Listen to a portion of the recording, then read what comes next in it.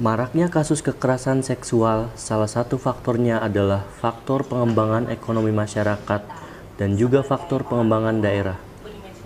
Dilihat dari skala prioritas, memang kekerasan seksual masih dalam perhatian yang minim. Dalam pembekalan di acara yang diadakan Rifka Annisa Rabu 4 Maret 2015 kemarin, yang bertajuk Memahami dan Merespon Anak dalam Kasus Kekerasan Seksual, seminar ini menarik minat para orang tua. Salah satu orang tua yang juga merupakan peserta seminar, Ibu Sinta, berpendapat bahwa di antara penyebab adanya kekerasan seksual adalah kurangnya informasi pelaporan. Ini juga salah satu penyebabnya adalah karena masih kurangnya informasi pelaporan. Jadi maksudnya pertama, kalau terjadi kekerasan itu masih dianggap suatu kejadian hal yang harus disembunyikan, sehingga karena terbatasnya pelaporan ini kurangnya bisa ditangani gitu, karena banyak juga karena malah disembunyikan gitu.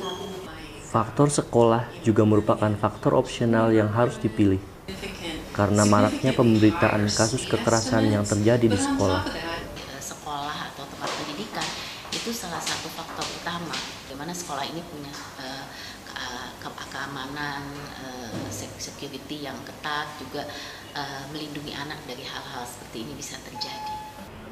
Mengingat kasus kekerasan seksual yang melekat dan beredar, hal ini terjadi pada sekolah Jakarta Intercultural School.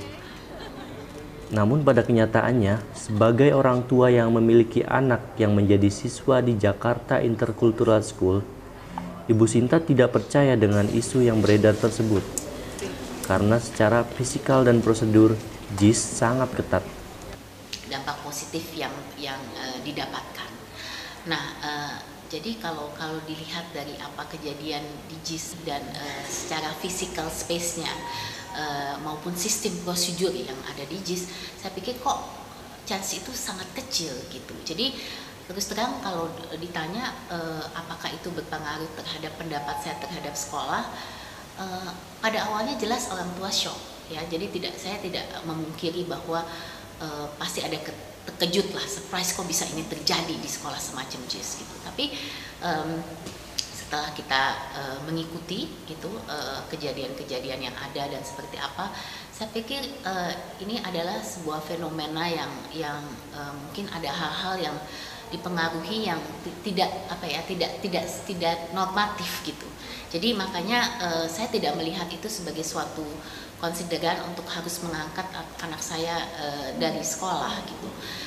Mungkin faktor yang lebih berpengaruh adalah bagaimana kejadian ini bisa mempengaruhi pendidikan di JIS gitu. Mungkin lebih dari sektor guru dan yang lain-lainnya ya. Tapi kalau apakah kemudian dengan begini saya khawatir bahwa anak nanti bisa terjadi juga terhadap anak saya pikir ini juga merupakan satu pelajaran ya, bahwa dengan apa yang terjadi malah JIS yang sudah begitu ketatnya, sudah begitu kuatnya akan lebih menguatkan lagi gitu, memperketat lagi dengan sistem prosedur yang ada. Jadi saya pikir saya akan terus menitipkan anak saya dan mempercayakan kepada JIS untuk pendidikan anak saya.